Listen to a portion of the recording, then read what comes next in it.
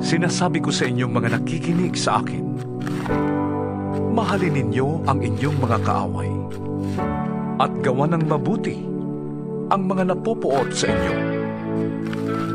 Pagpalain ninyo ang sumusumpa sa inyo at ipanalangin ang mga nang-aapi sa inyo. Kapag sinampal ka sa isang pisngi, iharap mo rin ang kabila. Kapag inagaw ang iyong balabal, huwag mong ipagkait ang iyong barong. Bigyan mo ang bawat naghihingi sa iyo.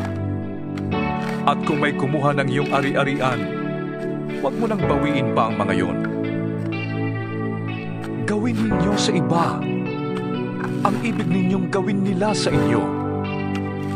Kung ang nagmamahal lamang sa inyo ang inyong mamahalin, ano pang gantimpala ang inyong hihintayin? Ang mga makasalanan man ay marunong ding magmahal sa mga nagmamahal sa kanila.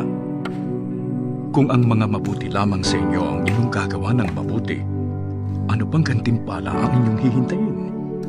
Kahit ang masasamang tao ay gumagawa rin yan. At kung ang makakabayad lamang ang inyong pauutangin, ano pang gantimpala ang iyong hihintayin? Kahit ang masasamang tao ay nagpapautang din sa kapwa nila masama sa pag-asang sila'y babayaran. Mahalin ninyo ang inyong mga kaaway at gumawa kayo ng mabuti